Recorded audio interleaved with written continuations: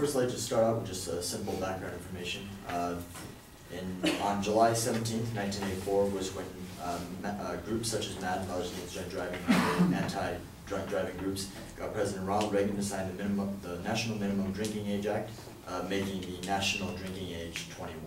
Just some general background information for some statistics later.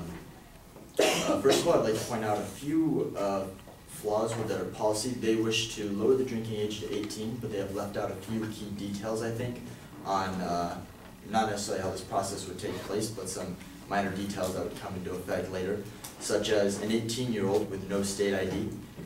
If someone turns 18 and they go to try and buy liquor, if their proposal was to pass, then how would a 18-year-old without an official state ID be able to purchase alcohol? How would they check to verify that he's 18?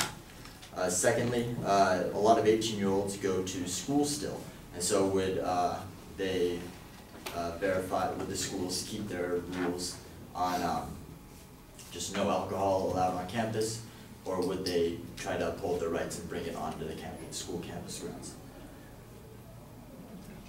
Also, if an 18-year-old is still living with their parents, will it be under the parent's supervision?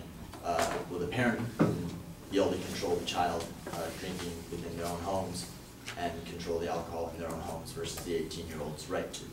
Just a few flaws I saw with their initial proposal.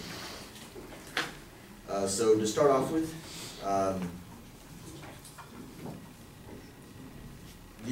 by lowering the drinking age to 18, previously stated, will not cause more driving fatalities and driving accidents, but it's a simple matter of there's going to be more people drinking. It's very likely that there'll be more people drunk driving. The number of teenagers who are drinking and driving has dropped by 45% in the past 2 decades. According to CNN, this was a study done, and so the law passed that I had previously mentioned back in 1984 is in effect. There's less teenagers drinking and driving. There's half the amount of teenagers drinking and driving. And again, just under 21 drunk driving fatalities have declined by 57% from 1991 to 2011. So again, this law is saving lives, and it's by changing it back, you'll be increasing the damage. To prove that, I have this evidence. It's a new study that's coming around and is slowly gaining popularity, is that they have found that tougher licensing laws have led to 1,348 fewer fatality car crashes involving 16-year-old drivers. But during the same time period, fatal crashes involving 18-year-old drivers increased. They were behind the wheel in over 1,000 more fatal accidents. This is because in California and in other states, as soon as you turn 18, you can apply to get your license without having to go through any tests or classes. So by doing this, you are simply getting a license, and if their proposal goes through, they will also now just be able to get alcohol, which is a dangerous combination. 18-year-olds that don't necessarily know the rules to driving and can now drink and drive. The fatalities would increase.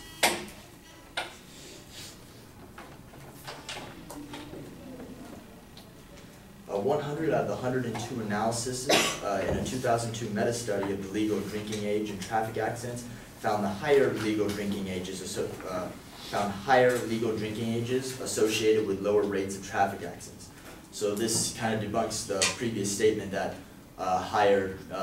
that by lowering the drinking age, it'll cause less crashes, whereas this clearly states that in all past histories, the higher the drinking age, the less fatalities there have been.